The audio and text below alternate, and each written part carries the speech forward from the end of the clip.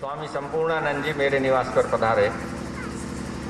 उन्हें जब मैं अपना वो प्रकाशन विभाग दिखा रहा था, साहित्य देखा, उन्हें बड़े प्रसन्न हुए। तो वो कहने लगे, ये दयानंद चालीसा आपने लिखा है तो बहुत बढ़िया है, आप ऐसे राम चालीसा भी लिखो, कृष्ण चालीसा लिखो और हनुमान चालीसा लिखो। हमने कहा आप प्रयास करेंगे, और ईश्वर से प्रार्थना की गई। ईश्वर ने ऐसी सद्बुद्धि दी, सामर्थ्य दिया, वे भी हमने लिख दिए। फिर तो लिखने की परंपरा बन गई, और एक नहीं फिर 10 लिखे। वे 10 के 10 यहाँ पर हैं मेरे पास, ये रहे। खाली कहने की बात नहीं कहता हूँ, 10 के 10 छपे हुए हैं, ये रहे, यहाँ रखते हैं। और ये लागत से कम मूल्य पर हम दे रहे हैं, परंतु कोई लेने वाला नहीं है। 5 रुपए में भी कोई इन्हें यहाँ पर लेने के लिए तैयार नहीं है। 5 रुपए भी नहीं है लोगों की जेब में अपने महापुरुषों का चरित्र पढ़ने के लिए। हम कितनी उन्नति कर रहे हैं, ये इसका प्रमाण है।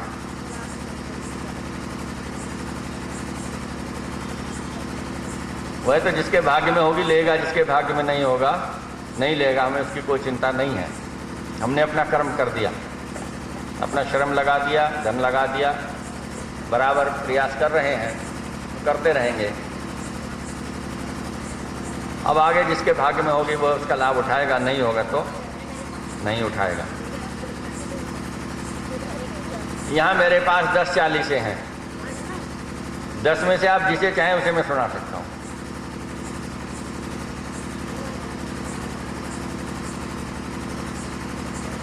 जब आप सुनेंगे तब आपको आनंद आएगा।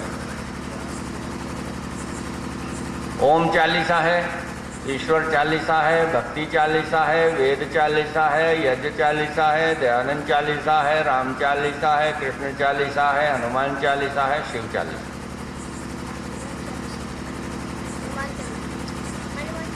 जिसका चाहे उसी का सुन लीजिए, सबका सुना सकते, सबका चाहे सबका सुना देंगे, हमें कोई आपत्ति नहीं। हाँ जी, हनुमान चालीसा। बहन जी कह रही दयानंद चालीसा सुनेंगे पहले। चलिए पहले दयानंद चालीसा सुनिए, फिर हनुमान चालीसा सुनना नया। देखो बच्चे भी तो बड़े निर्मल मन से कह रहे हैं, इनकी बात भी तो माननी है। चलो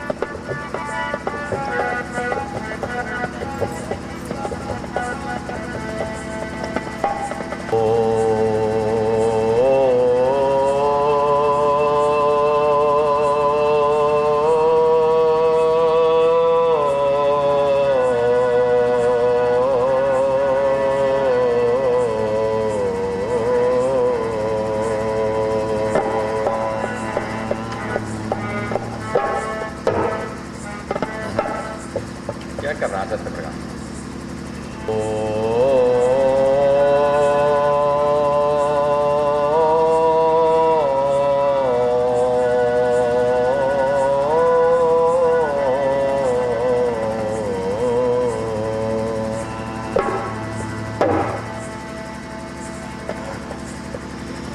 करता हूँ वर्णन यहाँ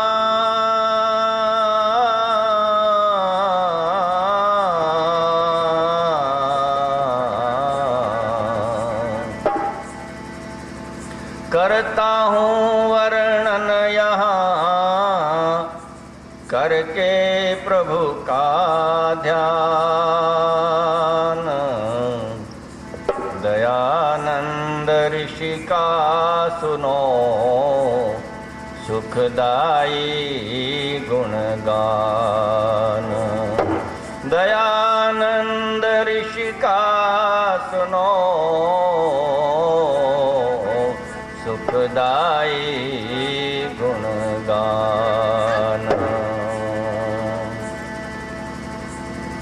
मात पिता घर धन सुख त्यागे, देश धर्म हित आए आगे।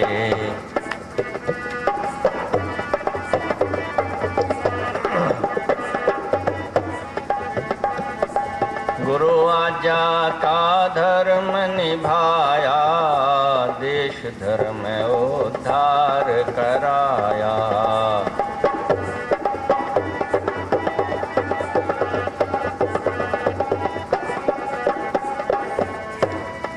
गुरु ने गुरु दक्षिणा में मांग लिया जीवन, देश का उद्धार करने का संकल्प मांग लिया, ये मेरी गुरु दक्षिणा है। घर द्वार सबको प्यारे लगते हैं, घर में आराम करना सबको अच्छा लगता है, माता सबको अच्छी लगती है, पिता के पास रहना सबको अच्छा लगता है, लेकिन मेरे धर्म गुरु ने सबको त्याग दिया। माता को भी रोते हुए छोड़ दिया, पिता को भी, सबको त्याग दिया। किस लिए त्याग दिया? हम लोगों को आर्य बनाने के लिए त्याग दिया। क्या प्राप्त किया? गाली खाई लोगों की, ईंट पत्थर खाए, जहर पिया और हम लोगों को श्रेष्ठ मार्ग दिखा गए। ना अपने कष्टों की चिंता की, ना जहर की चिंता की, ना गालियों की चिंता की, ना ईंट पत्थर की चिंता की, ना निंदा चुगली की चिंता की। किस लिए? कि मैं वैदिक धर्म का पुनरुद्धार अवश्य करूंगा, चाहे कितना भी कष्ट उठाना पड़े। ये बड़े कष्ट का काम होता है धर्म का प्रचार करना। जब घर से निकलना पड़ता है धर्म प्रचार के लिए, तब पता चलेगा। करके देखे कोई, कहने को कुछ भी कह दीजिए, कितने कष्ट उठाए, पूरा जीवन दे दिया।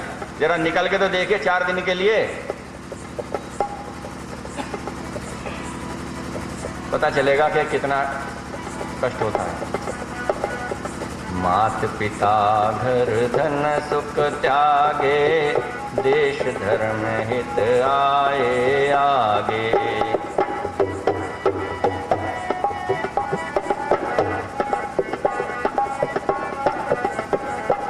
गुरु आज्ञा का धर्म निभाया, देश धर्म उद्धार कराया।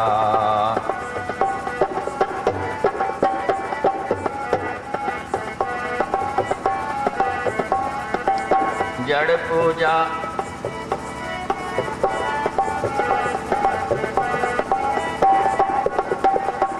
वेद सदा ही सत्य बताए, सर्वोत्तम शुभ अर्थ दिखाए।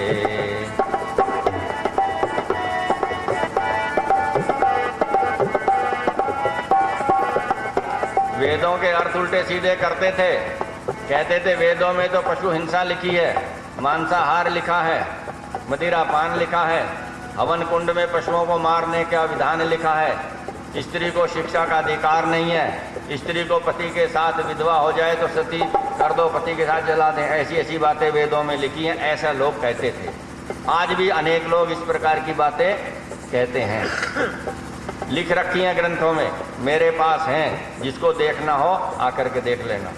प्रतिष्ठित विश्व प्रसिद्ध विद्वानों ने, जिनके हम गुण कथन करते हुए नहीं थकते, यहाँ नाम नहीं लूंगा, बदनामी बहुत होगी, वे आ जाएं मेरे पास और मैं दिखाऊंगा उन्होंने अपने वेद भाष्य में क्या क्या लिख रखा है। उन्होंने लिख रखा वेद भाष्य में, गऊ का मांस खाना, गऊ के रक्त को दूध में मिला करके पीना। ये मेरे धर्मगुरु का चमत्कार था कि अर्थ ठीक ठीक कर दिए, सबको ललकार दिया, मेरे सामने आके दिखाए कोई कहाँ लिखा है, नहीं लिखा, सब सही सही अर्थ किए, गलत अर्थ से ठीक कर दिए। क्या किया? और कहा वेद सब सत्य विद्याओं का पुस्तक है, वेद का पढ़ना पढ़ाना और सुनना सुनाना सब आर्यों का परम धर्म है। जो भी सज्जन है, जो भी श्रेष्ठ मनुष्य है, उसका परम धर्म है कि वह वेद पढ़े, वेद पढ़ाए, वेद सुने और वेद को सुनाए, जैसा भी उससे आए। और वेदों में तो अनेक स्थानों पर आया, हे मनुष्यों वेद मंत्रों को विविध रूप से गाओ, एक ही लय में नहीं, जैसी लय तुमसे बने वैसी गाओ, पर गाओ, उल्टे सीधे कुछ तो गाओ। एक बच्चा तोतला है, वह गायत्री मंत्र मान लीजिए तोतला बोलता है, भूर्भुवः स्वः को यूं कहता है, भूल भुवः छुः, तो क्या करो, उसे बंद कर दो? बोलो, हाथ उठाओ कि उसको तू तो अशुद्ध बोल रहा है, तू नहीं बोल सकता, चुप रहे, ये कहोगे? क्या कहोगे? ये कहोगे हमारा बच्चा कितना सुंदर लग रहा, गायत्री मंत्र बोलता, हमारा बच्चा ऐसे बोलता भूल भुवः छुः। परमात्मा नाराज हो जाएगा भूल भुवः छुः सुन करके? वो कहेगा देखो मेरी संतान कितनी सुंदर परंपरा डाल रही है, छोटा सा बच्चा भी इसको बोल रहा है। वो कहता है विश्वानी देव, आप कहते हैं विश्वानी देव, कहता है विश्वानी देव, तो अशुद्ध अर्थ हो गया। विद्वान तो मना कर देंगे कि नहीं बोलो नहीं, ये अशुद्ध है, इसका अशुद्ध अर्थ नहीं होगा। उन विद्वानों से शुद्ध है उस बच्चे की तोतली वाणी, ये मैं दावे से कहता हूँ। मेरी अपनी मान्यता है कि जो विद्वान खूब शुद्ध बोलता है और अपने जीवन में नहीं उतार पाया वेद को, उससे वो अशुद्ध बोलने वाला बच्चा और वो व्यक्ति श्रेष्ठ है जिसने जीवन में अपने वेद को उतारा। और ऋषि दयानंद ने वो शुद्ध अर्थ करके दिखा दिए लोगों को। इसलिए वेद को खूब पढ़ो, पढ़ाओ, सुनो और सुनाओ, और जैसे भी गाया जाए वैसे आनंद विभोर हो करके गाओ। सब लय ठीक है, जो उनसे आपसे गाई जाए वही गाइए, रोक टोक ना करो। वेद सदा ही सत्य बताए, सर्वोत्तम शुभ अर्थ दिखाए।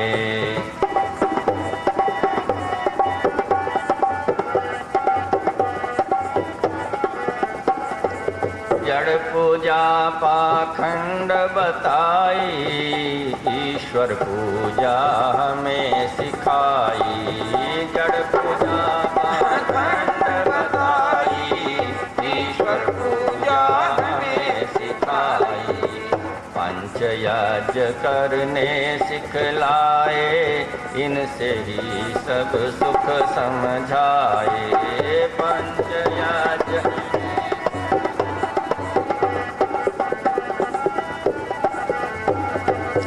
देश धर्म ही उनको भाया, इस हित आर्य समाज बनाया। देश धर्म ही उनको भाया, इस हित आर्य समाज बनाया।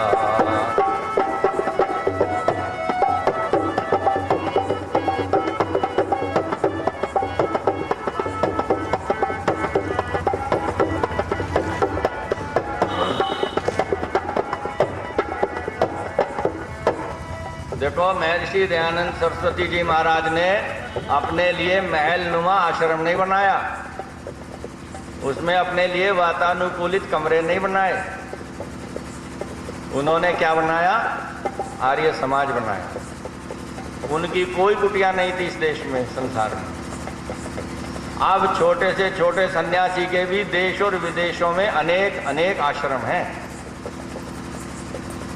लेकिन देश का कितना उद्धार हो रहा है और कितना वे कर रहे हैं और कितना आगे होगा ये समय बताएगा। लेकिन ऋषि दयानंद ने एक भी अपने लिए महल आश्रम नहीं बनाया, पूरे जीवन बिना घर के रहे, लेकिन कितने आश्रम बना गए। उनके भवन आर्य समाज बन गए। देश और विदेश में हजारों, कई हजार आर्य समाज बने हुए हैं।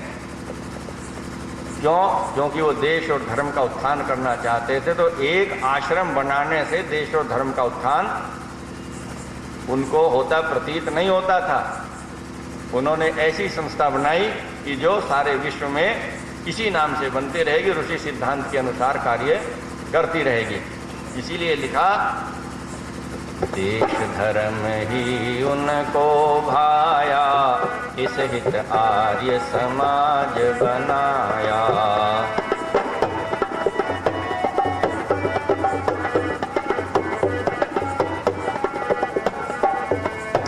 महर्षि दयानंद सरस्वती ने सबसे पहला आर्य समाज काकड़वाड़ी मुंबई में स्थापित किया। हमने एक पुस्तक लिखी, आर्य समाज महिमा, यहीं उपलब्ध है। मेरी उसमें इच्छा थी कि ऋषि दयानंद ने जो अपने हाथ से विश्व का सबसे पहला आर्य समाज स्थापित किया, उसका चित्र मुझे मिले कहीं से। तो मैंने प्रयास किया और बहुत साधारण प्रयास करने मात्र से ही वह चित्र मेरे पास आ गया, मुझे प्राप्त हो गया। और हमने उस पुस्तक पर वही चित्र छापा, आर्य समाज काकड़वाड़ी मुंबई का, मुंबई वाला वही चित्र छापा वास्तविक। तो उसके आगे ऋषि दयानंद को बैठे हुए दिखाया। आज से पहले आपने वो चित्र नहीं देखा होगा, आज देख लेना, लेना मत लेना, लेकिन चित्र देख लेना उस आर्य समाज मंदिर का जो ऋषि दयानंद ने स्थापित किया था सबसे पहले, विश्व का जो पहला आर्य समाज मंदिर, उसे आप देख तो लेना। हृदय में हिलोर उठने लगती है उसे देख करके। वो कितनी महान आत्मा थी, कितने भवन बन गए, कितने आर्य समाज मंदिर बन गए, कितने श्रेष्ठ लोग बन गए। वो दूसरी बात है कि कहीं उजाला है और कहीं अंधेरा है, बस उसको समझने की आवश्यकता है, थोड़े से प्रयास की आवश्यकता है, अंधेरा उजाले में बदल सकता है। पाप और पाखंड मिटाए, सत्य ज्ञान शुभ कर्म सिखाए।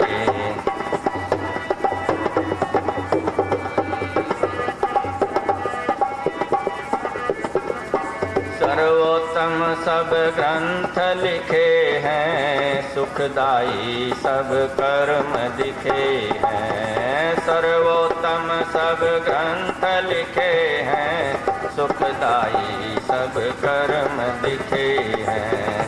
संस्कार करने सिखलाए, संस्कार विधि लिख दिखलाए। संस्कार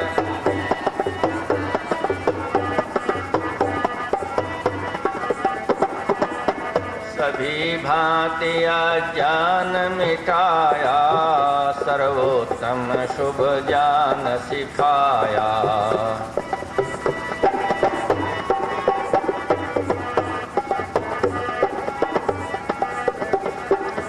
छुआछूत का रोग मिटाया, ऊंच नीच को दूर भगाया। छुआछूत का रोग मिटाया, ऊंच नीच को दूर भगाया। जाति पाति सब झूठ बताए, गुण कर्मों से वर्ण सिखाए।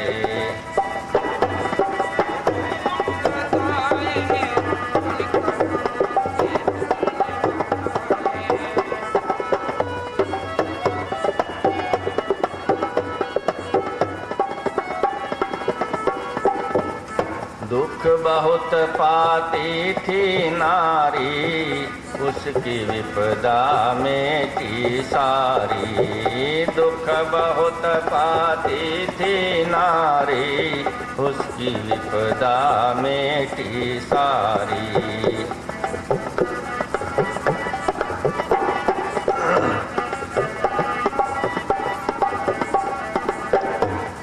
जैसा भी मैंने बताया, पति का देहांत हो जाए तो उसको चिता में जीवित ही स्त्री को जला देते थे।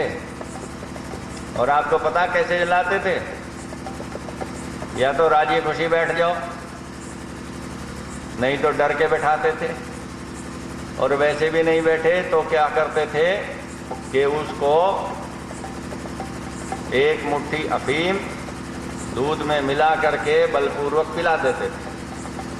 तो फिर उसको चेतना नहीं रहती थी, बेहोशी की अवस्था हो जाती थी, अचेतना की अवस्था हो जाती थी। अचेतावस्था में उसको ले जा करके सजा करके चिता में बैठा देते। और हमने सती प्रथा के अनुसंधान में पढ़ा, कई जगह देखा कि किस तरह से उसको सोचते थे ये उठ के भाग जाएगी, तो फिर क्या करते थे, चिता के बीच में दो बल्ली गाड़ते थे पहले, फिर चिता बनाते थे और पति का शव रख दिया और उस स्त्री के पैर जो है उन बल्लियों से बांध देते थे जिससे भाग न जाए उठकर, और फिर उसमें अग्नि लगाते थे। 1984 के लगभग रूप कुंवर का कांड हुआ था राजस्थान में। बहुत विरोध आर्य समाज ने सती प्रथा का किया था, आंदोलन जैसी स्थिति बन गई थी। और मेरठ के पास पूरा महादेव एक मंदिर है, वहाँ पर अपने आप को जगत गुरु कहते हैं शंकराचार्य निरंजन देव तीर्थ आए थे और उन्होंने कहा था वेद में सती प्रथा लिखी है। तो आर्य समाज ने बहुत विरोध किया था और मेरठ से उनसे शास्त्रार्थ करने के लिए फिर कौन जाए, तो एक मैं और एक हमारे नानक चंद कॉलेज में संस्कृत के प्रोफेसर थे डॉक्टर गणेश दत्त शर्मा, हम 2 व्यक्ति मेरठ से गए थे। अग्निवेश जी आए थे, राम गोपाल शाल वाले आए थे, सब लोग आए थे, वहाँ सब लोग साथ गए और शंकराचार्य ने खूब जहर उगला। ये कहा कि जाति प्रथा भी ठीक है, बाल विवाह भी ठीक है, सती प्रथा भी ठीक है और सब कुछ वेद में लिखा है। ऐसी ऐसी बकवाद उसने वहाँ पर की।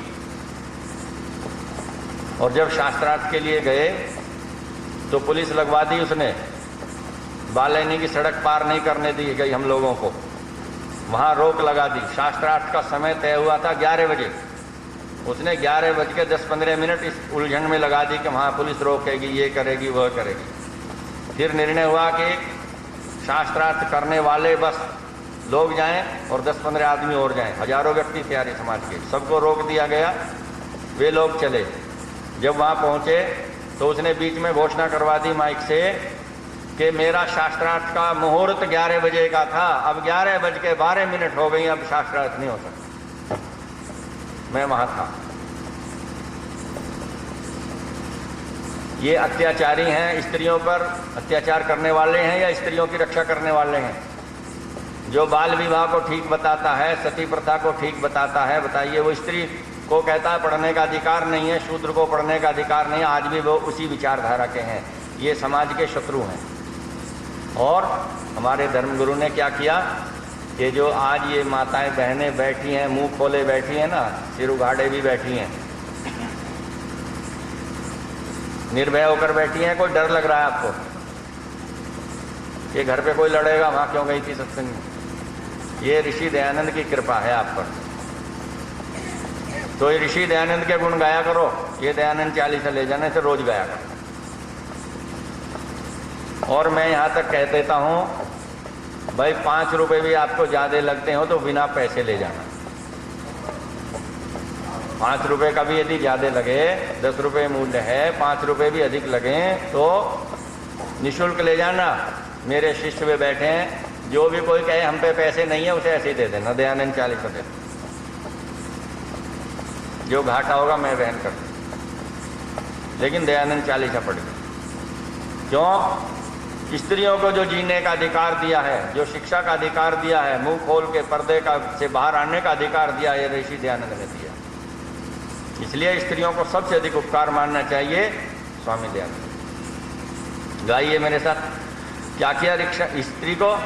शिक्षा का अधिकार दिलाया, दासी से देवी बनवाया।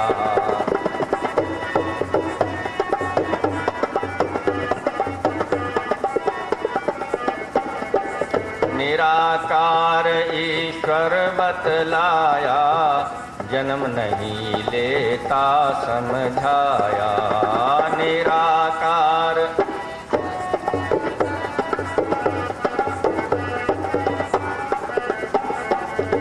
सर्वव्यापी ईश्वर जाना, उस जैसा कुछ कभी न माना। सर्वव्यापी करो जरा बराबर।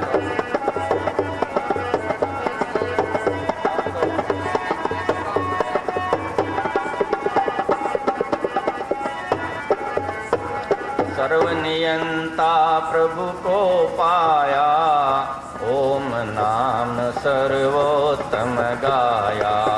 सर्वनियंता प्रभु को पाया, ओम नाम सर्वोत्तम गाया।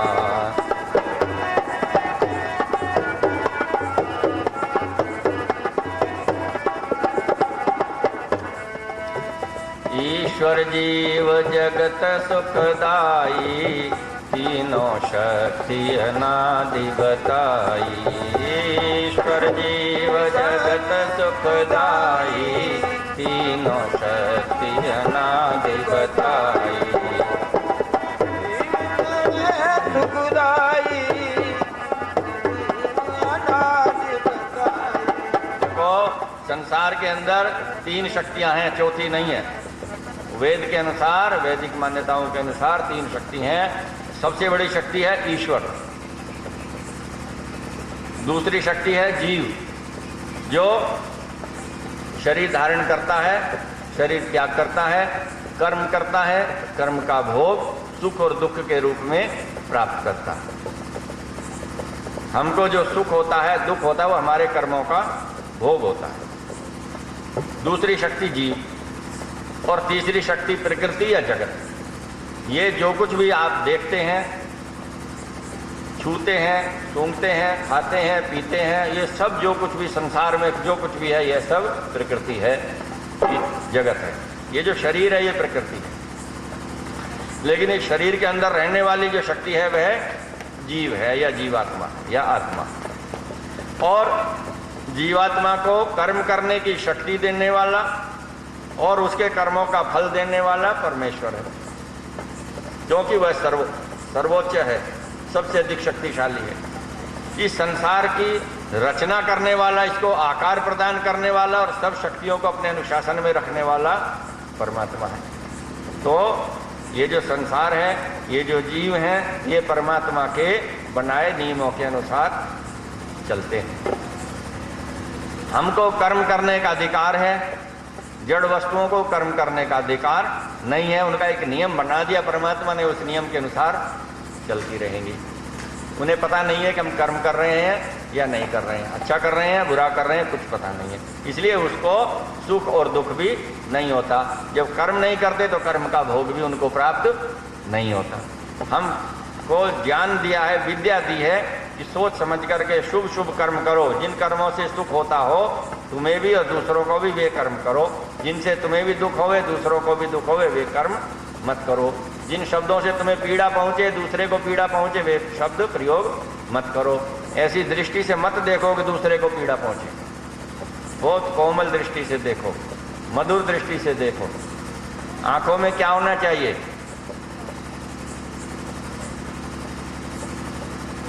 आंखों में घृत होना चाहिए। आंखों में घी कैसा होता है? चिकना होता है। घृत होना चाहिए, स्नेह होना चाहिए। किसी को देखें प्रेम से देखें, नहीं तो मत देखो, दूसरी ओर देखने। ये जो तीन शक्ति हैं, बस ये तीन हैं और चौथी नहीं है। कुछ लोग कहते हैं एक ही शक्ति है, ईश्वर। ये जीव भी उसका अंश है, ये संसार भी उसका अंश है। एक ईश्वरवाद की बात करते हैं। बहुत से द्वैतवाद की बात करते हैं कि एक ईश्वर है, उसके अंश हम हैं और एक संसार है। वो सिद्धांत भी गलत है। ये सिद्धांत भी गलत है कि सब कुछ ईश्वर ही ईश्वर है, ये भी गलत है। वेद का सिद्धांत है त्रैतवाद का। तीन शक्तियां हैं, एक ईश्वर, एक जीव और एक प्रकृति या संसार। ऋषि दयानंद ने इन मान्यताओं को स्थापित किया और इसको गाते हैं, ईश्वर जीव जगत सुखदाई, तीनों शक्ति अनादि बताई। तीनों शक्ति अनादि बताई। और मात पिता गुरुदेव हमारे, पति पत्नी हो, मात पिता गुरुदेव दिखाए, पति पत्नी भी देव बताए। मात पिता गुरुदेव बताए, पति पत्नी भी देव बताए। देव कौन है? देवो दानात्वा, जो दान करता है, जो देता है दूसरों को। क्या देता है? सुख देता है। जो दूसरों को सुख देता है वह देवता होता है। माता बच्चे को सुख देती है, इसलिए माता बच्चे के लिए देवता है। गुरु ने, ऋषि दयानंद ने बताया कि 5 ये जीवित देवता हैं। एक माता, दूसरा पिता, तीसरा आचार्य या गुरु, चौथा पति और 5वां पत्नी। पत्नी पति को सुख देती है, तो देवता है, और यदि दुख देती है तो देवता नहीं है। वही देवता है जो सुख देता है, जो दान कर देता है, अपने सब कुछ दान कर देता है दूसरे के सुख के लिए। माता अपना तन मन धन सब बलिदान कर देती है बच्चे के जन्म के लिए, उसकी रक्षा के लिए, उसके पालन पोषण के लिए। ऐसे ही पिता करता है, ऐसे गुरु अपनी समस्त विद्या का दान कर देता है अपने शिष्यों के लिए, संसार के कल्याण के लिए। हमारे धर्मगुरु महर्षि दयानंद ने अपनी समस्त विद्या अपने ग्रंथों के माध्यम से संसार को दान कर दी। अब आप पढ़ते रहिए, छपवाते रहिए, विद्या का लाभ उठाते रहिए। उस पथ पर जो चले उसका सौभाग्य, जो नहीं चले उसका दुर्भाग्य। इसी प्रकार पति और पत्नी है। पति यदि पत्नी को सुख पहुंचाता है तो वह उसका देवता है, और यदि सुख नहीं पहुंचाता, दुख पहुंचाता है तो वह देवता नहीं है, और फिर वो राक्षस है। यही बात पत्नी पर। तो जो सुख देवे, सुख का जो दान देवे, वह देवता। तो ऋषि दयानंद ने बताया वैदिक ग्रंथों के आधार पर कि 5 जीवित देवता होते हैं। कौन से? मात पिता गुरुदेव दिखाए, पति पत्नी भी देव बताए।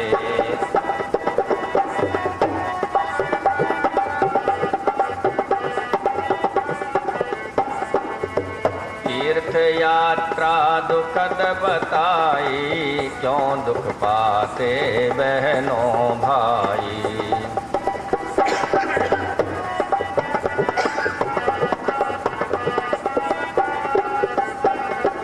कई लोग तीर्थ यात्रा को जाते हैं, देश भर में घूम के आते हैं कि हम तो जी तीर्थ यात्रा करने गए। वहां कुछ नहीं मिलेगा, रास्ते में धक्के खाओगे, खूब पैसा खर्च करोगे, काया कष्ट उठाओगे और धन नष्ट करके, कष्ट खरीद करके अपने घर आ जाओगे। अनेक दिनों तक फिर बीमार पड़े रहोगे।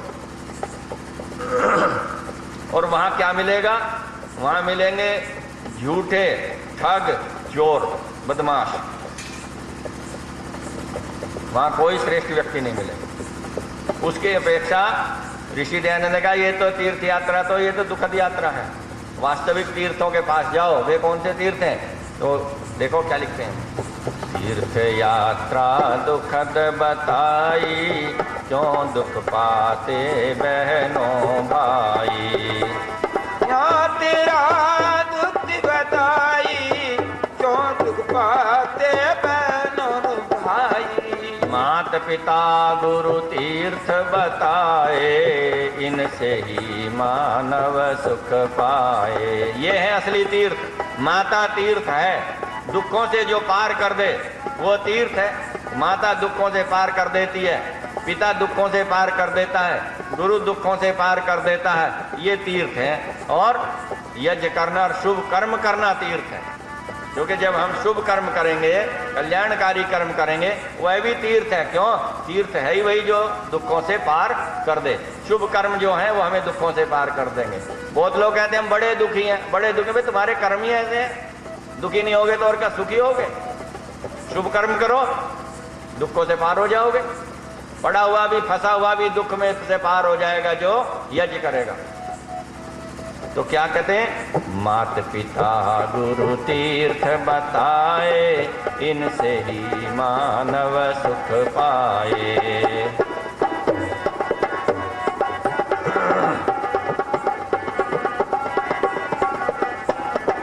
सत्य कर्म शुभ करें करावें, ईश भक्ति सब तीर्थ कहावें। देखो, सत्य के मार्ग पर चलना। 1,00,000 व्यक्ति विरुद्ध हो जाएं, कोई चिंता की बात नहीं है। यदि आपको अंतरात्मा से जानते हैं कि मैं सत्य पर हूं, कोई छल कपट नहीं है, किसी से मेरा कोई स्वार्थ नहीं है, मैं संसार के हित की बात कर रहा हूं, और 1,00,000 व्यक्ति भी आपके विरुद्ध हो जाएं तो कोई परवाह की बात नहीं है। लेकिन आप सत्य का पालन करो। ये सत्य तीर्थ है, तो आपको डूबने नहीं देगा, पार हो जाओगे। वे 1,00,000 व्यक्ति हार जाएंगे एक दिन। दूसरा, शुभ कर्म करें, यह तीर्थ है। और ईश्वर भक्ति करें, ये तीर्थ। क्या लिखा? सत्य कर्म शुभ करें करावें, ईश भक्ति सब तीर्थ कहावें।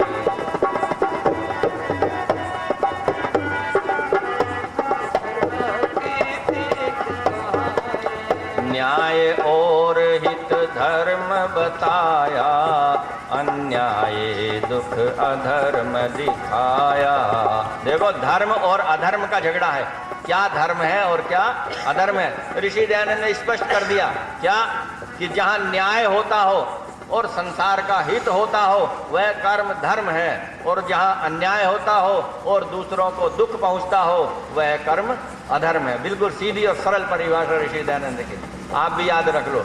जहां न्याय है, कोई पक्षपात नहीं है, किसी भी तरह का दुराग्रह नहीं है, न्याय है और सुख मिलता है आपके कर्म से दूसरों को, ये धर्म है। किसी से पूछने की आवश्यकता नहीं, इस काम को करते। और जहां अन्याय है और दुख मिलेगा वो कर्म अधर्म है, उसे नहीं करना। इसीलिए कहा न्याय और हित धर्म बताया, अन्याय दुख अधर्म दिखाया।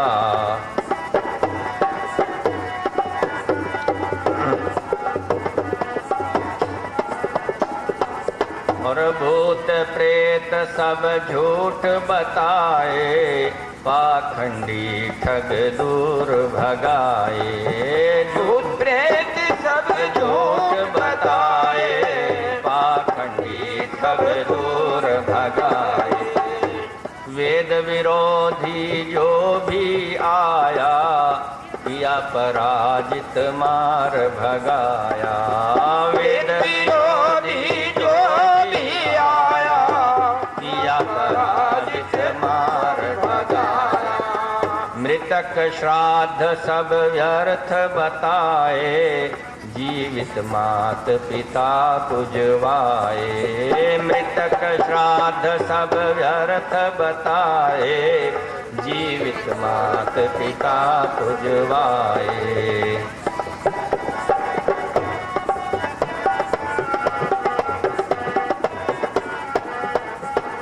देखो, मरने के बाद श्राद्ध करते हैं और जीवित की सेवा करते नहीं हैं। यदि जीवित की सेवा करें तो दुख नहीं होगा, ये अकाट्य सत्य है।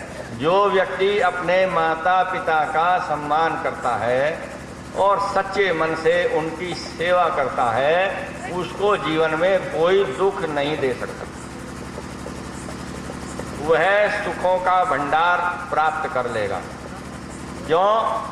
जब माँ का आत्मा प्रसन्न होता है संतान की सेवा से, संतान के सम्मान से, तो वह इतने आशीर्वाद देती है कि उनको तोला नहीं जा सकता, तोल नहीं सकते आप। और जब माता और पिता को आप दुख देवें तो उनके मन से चाहे हाय ना निकले, चाहे वे आपको शाप ना देवें, चाहे वे आपको कुछ भी कटु शब्द ना कहें, और उनका अंतर मन से जितना दुख होगा वो आप पे समझ लीजिए दुखों का पहाड़ टूट पड़ेगा, यदि आपने माता और पिता को दुख पहुंचाया है। देखो, मैं आप एक घटना बहुत छोटी सी सुना देता हूँ। मैंने मकान बनाया, माताजी मेरी गांव में रहती थी प्राय, तो फिर हमारे पास आती रहती थी अधिकतर। अस्वस्थ हो गई वे, उनकी हमने अपने पास रखा और सेवा की। अपने पास क्या रखा, हम ही उनके पास रहे। हम कौन रखने वाले, उन्होंने हमें जन्म दिया, पाला, बड़ा किया, तो उनकी जो भी हमसे हो सकती अधिक से अधिक सेवा की। स्वस्थ हो गई। एक दिन गर्मी का समय था, छत पर उनकी पानी आदि छिड़क के हमने चारपाई बिछाई, पंखा लगाया, वे वहाँ बैठी थी। भोजन का समय था, शाम का भोजन बना, तो मैं भोजन लेकर के ऊपर गया, रखा, आप भोजन करो। पीछे से जो बच्चे थे हमारे दोनों, वे भी आ गए, पत्नी भी आ गई। ऊपर छत पे, नीचे गर्मी बहुत थी, तो वो भोजन रख दिया। तो वो भोजन रखा, वो भोजन नहीं कर रही, चुप बैठी थी। मैंने पूछा क्या बात है, आप खाना क्यों नहीं खा रही हो? तो वो बोल ही नहीं पाई, चुप बैठी। मैंने सोचा कुछ बात हो गई, उनका मन दुखी है क्या? हमने कहा क्या बात है आप बताओ। तो वो बड़े भावुक होकर कहने लगी वेद प्रकाश, कोई मर के स्वर्ग देखता है, तूने मुझे जीते जी स्वर्ग दिखाया।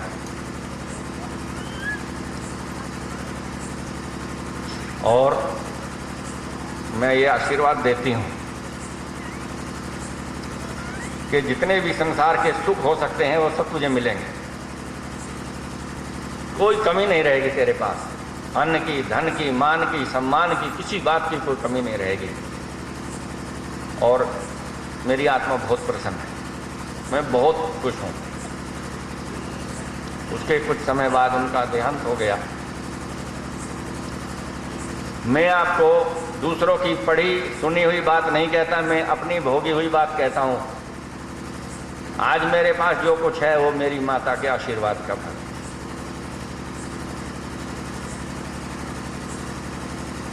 तो माँ की सेवा करने के बाद कितना सुख होता है आप पे संभाला नहीं जाएगा, इतना सुख होता है, गिनती नहीं कर पाएंगे आप, इतना सुख होता है। सब प्रकार के सुख जितने हो सकते हैं वे सब मिलेंगे। बस उसका एक ही तरीका है, क्या? माता और पिता की सेवा करो और उनका सम्मान करो, गुरु की सेवा और सम्मान करो और उनका कभी भी अपमान मत करो। इसलिए मरे हुओं के बाद श्राद्ध मत करो। जब श्रद्धा के साथ जो सेवा का कर्म किया जाता है वह श्राद्ध कहता है। तो श्रद्धा और सेवा होती है जीते जी की। जो जीवित हैं उनकी सेवा करो, उनके प्रति श्रद्धा का भाव रखो, सम्मान का भाव रखो, यह है श्राद्ध। और उनको तृप्त कर दो, सब प्रकार की उनकी आवश्यकताएं, भोजन की, वस्त्र की, औषधि की, आवास की, बिस्तर की, मकान की, उनकी सब आवश्यकताएं पूर्ण हो जाएं, वे तृप्त हो जाएं। तो वो तृप्त होकर के जब आशीर्वाद देंगे तब होगा तुम्हारा तर्पण। जो तर्पण करते हो वह तर्पण उस दिन होगा जिस दिन वे आशीर्वाद देंगे, जैसे मुझे दिया, वो मेरा तर्पण कर्म पूरा हो गया। तृप्त हो जाएं जब हम छोटे थे, उठ नहीं सकते, बच्चा छोटा है उठ नहीं सकता, कौन संभालता है? माता पिता। और जब वे अशक्त हो जाएं तब उन्हें कौन संभालेगा? पड़ोसी। वे वृद्धाश्रम में जाते रहें, वहां जाकर के दुख भोगते रहें। संतान नोएडा में फ्लैट लेकर के रहती रहे अपना एसी कमरों में, माता पिता दुख भोगते रहें। अखबार समाचार पत्र आप पढ़ते होंगे, कितने वृद्ध लोग आज दुर्दशा को प्राप्त हैं। लड़के बेटे अमेरिका में धन कमा रहे हैं, बहुएं वहां ऐश कर रही हैं, बूढ़े बुढ़िया दिल्ली में कोठी में रह रहे हैं, उन्हें नौकर मार के भाग जाता सब पैसे लेकर। फिर वे आएंगे वहां से, उनके मरने के बाद कहेंगे अब हम श्राद्ध करने आए हैं। फिर गंगा जी जाएंगे दीपक देने के हम उनका तर्पण करने आए हैं। ये सब पाखंड है। और ये पाखंड किसने प्रकट किया? महर्षि दयानंद सरस्वती जी महाराज ने, नहीं तो सब ऐसे ही करते रहते। इसलिए याद रखो, क्या? मृतक श्राद्ध सब व्यर्थ बताए, जीवित मात पिता पुजवाए।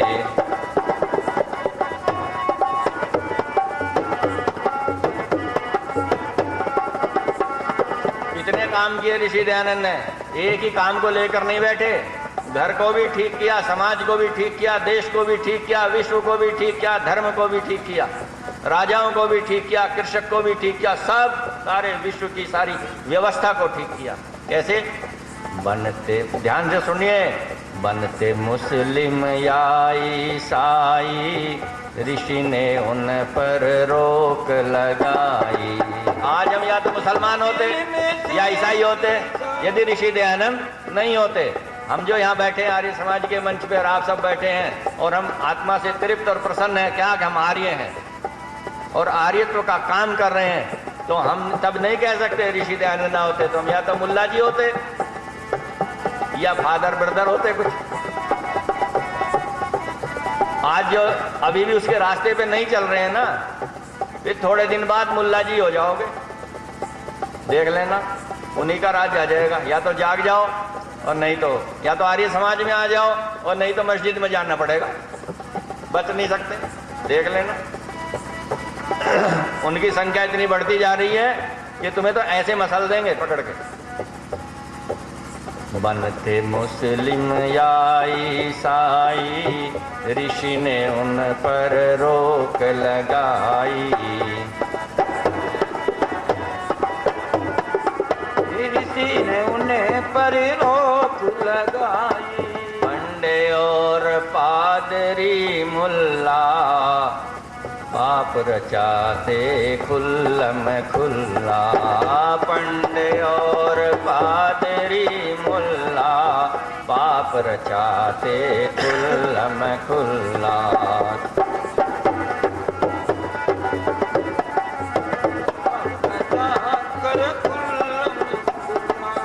दयानंद ऋषि आगे आए, कोई नहीं आया, सब डूब के बैठे रहे। मुसलमान बना रहे हो बना लो, ईसाई बना रहे हो बना लो, कोई चिंता नहीं। एक व्यक्ति आगे आया विश्व में पूरे में, ऋषि दयानंद। तो इसीलिए मैंने लिखा अपने धर्मगुरु को, दयानंद ऋषि आगे आए, सबके भांडे फोड़ गिराए।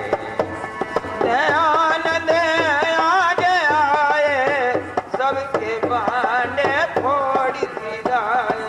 सबको वैदिक धर्म सिखाया, सर्वोत्तम इसको बतलाया। सबको वैदिक धर्म सिखाया, सर्वोत्तम इसको बतलाया। दुराचार सारे छुड़वाए, सदाचार शुभ कर्म सिखाए। दुराचार सारे छुड़वाए, सदाचार शुभ कर्म सिखाए।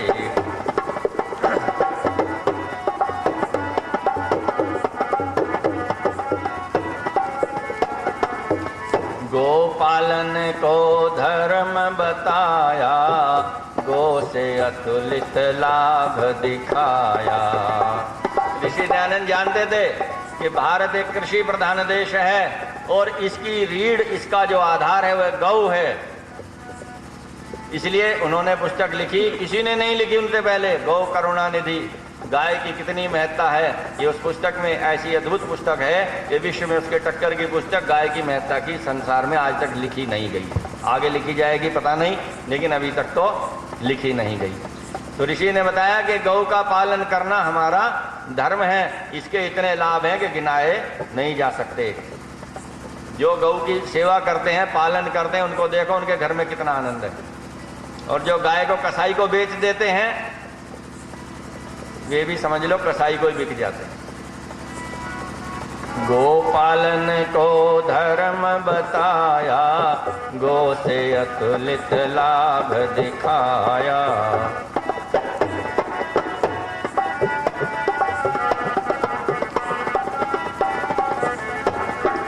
अब यहीं नहीं रुके, विदेशी शासन भी उखाड़ना है। अकेला व्यक्ति, कितने काम उसके दिमाग में। क्या कहते हैं, हाय विदेशी शासन भारी, दुख बहुत पाते नर नारी। हाय विदेशी शासन भारी, दुख बहुत पाते नर नारी।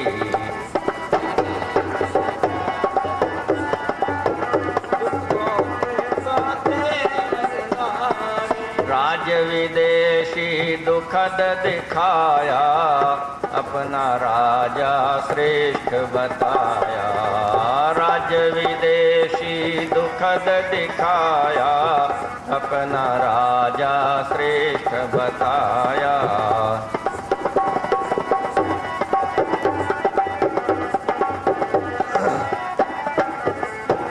देखो, ध्यान नहीं दिया, चूक गए भारतवासी। स्वतंत्रता सेनानियों ने विदेशी लड़कर के देश से भगाए, और स्वतंत्रता सेनानियों के बाद हमने क्या किया, आज हम विदेशी शासन में ही रह रहे हैं। इसे आप समझ लो, चाहे अब मान लो चाहे फिर मान लेना, पर सत्य यही है कि आज भारत में जो शासन है वह विदेशी चला रही है बैठकर। इसलिए इस देश का पतन हो रहा है। कौन सी वस्तु क्या भाव है आपको सब अपनी रसोई में पता है। कोई सुनने वाला और कोई कहने वाला उसको नहीं है। हाय विदेशी शासन भारी, दुख बहुत पाते नर नारी।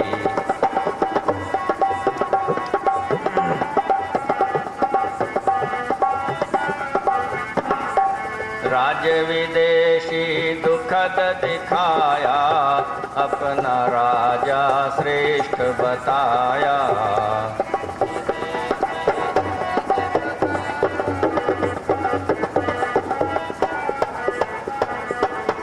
कहा विदेशी राज्य मिटाओ, सर्वोत्तम अपना निकलाओ। कहा विदेशी राज्य मिटाओ, सर्वोत्तम अपना निकलाओ।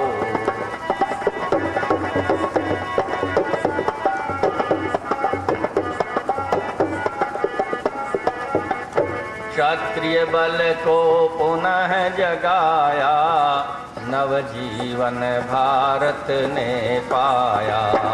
क्षत्रिय बल को पुनः जगाया, नवजीवन भारत ने पाया।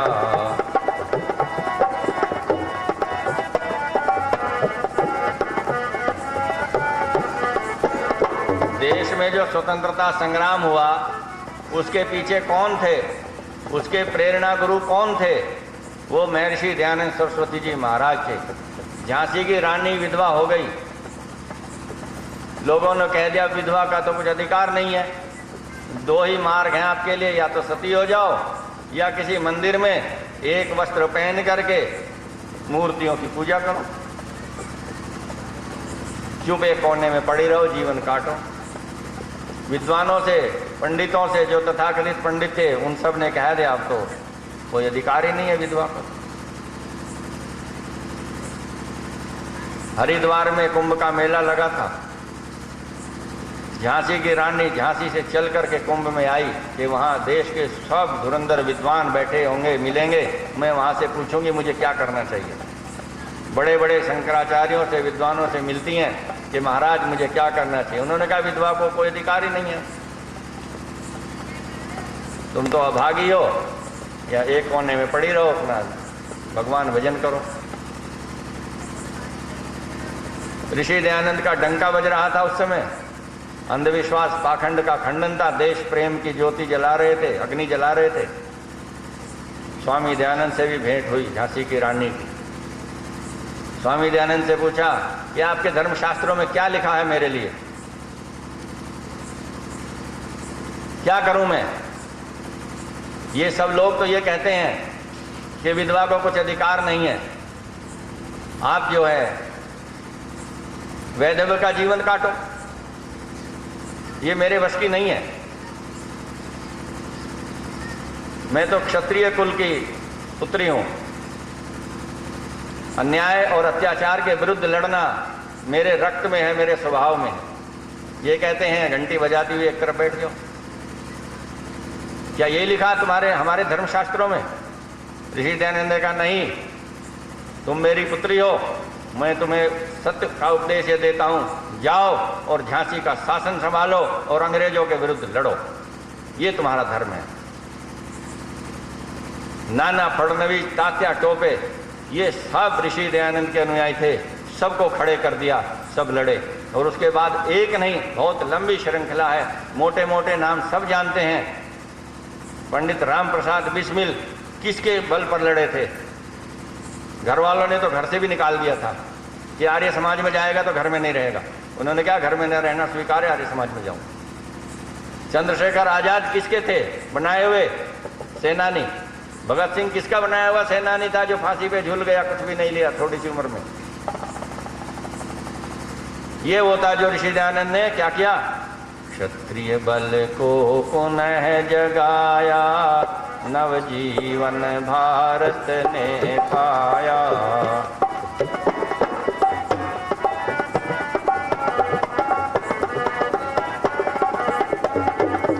निज गौरव गरिमा सिखलाए, देश प्रेम के पाठ पढ़ाए।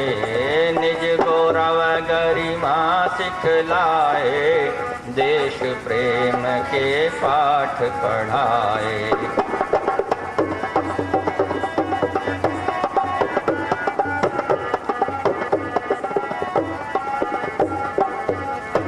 और जय जय जय गुरुदेव हमारे, दयानंद ऋषि हमको प्यारे। सुनिए ध्यान से, कृपया सुनो। जय बोलो सब, सभी गाओ मेरे साथ। जय जय जय गुरुदेव हमारे, दयानंद ऋषि हमको प्यारे। जय जय गुरुदेव हमारे, दयानंद ऋषि हमको प्यारे।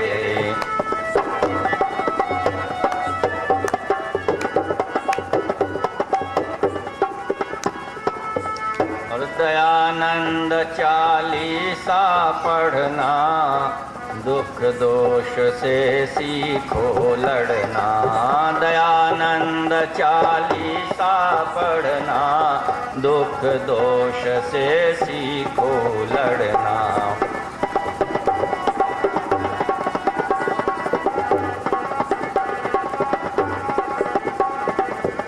वेद प्रकाश सदा प्रभु चेरा, करिए नाथ सदा और डेरा। वेद प्रकाश सदा प्रभु चेरा, करिए नाथ सदा और डेरा।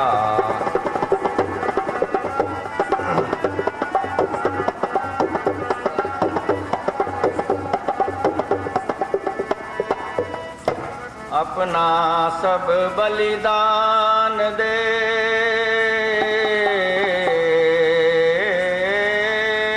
कुछ नहीं रखा अपने पास। अपना सब बलिदान दे, किए धर्म के काम।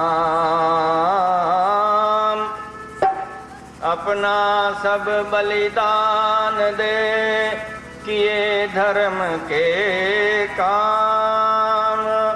दयानंद ऋषि का रहे सदा जगत में नाम। दयानंद ऋषि का रहे सदा जगत में नाम। सदा जगत में नाम।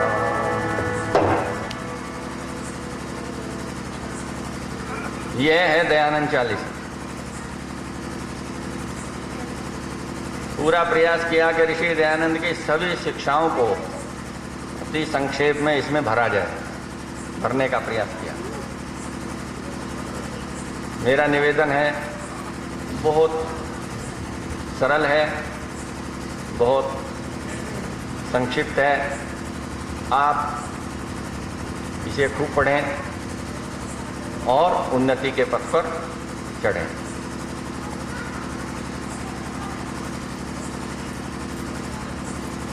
देखो, माताओं बहनों को घर के काम याद आ जाते हैं और ये उनकी विवशता भी है। हाँ, कोई बात नहीं। बंधुओं, प्रसाद लेके जाएंगे। हाँ बहनें सब देखो, ध्यान से सुनो। प्रधान जी कह रहे हैं कि प्रसाद लेके जाएंगे, ऐसे बिना प्रसाद नहीं जाएंगे। हाँ, मुंह मीठा करके जाओ सब, ऐसे नहीं जाएंगे। प्रसाद की व्यवस्था कर दो जी, दे दीजिए। जाओ, वो ला रहे हैं, आप 1 मिनट रुकेंगे, प्रसाद लेकर के जाना। देखो, मैंने अभी आपको दयानंद चालीसा सुनाया।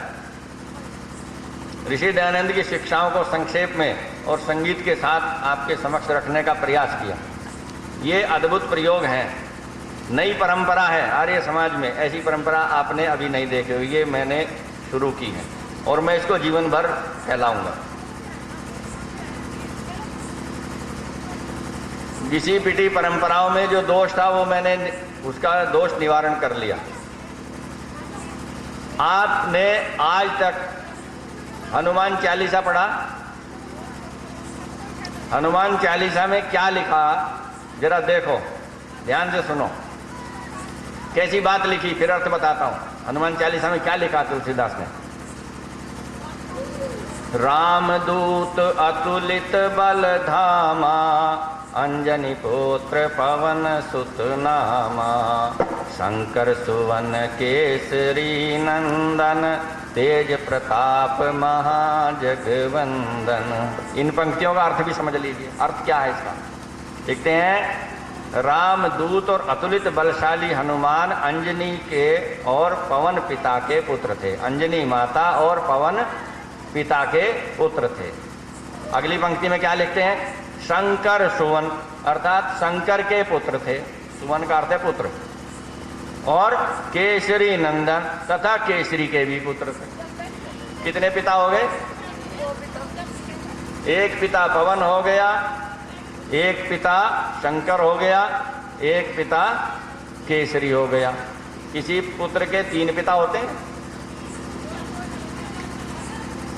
कभी विचार किया कि हम पढ़ क्या रहे हैं? लोग कहते हैं तुलसीदास ने लिखा।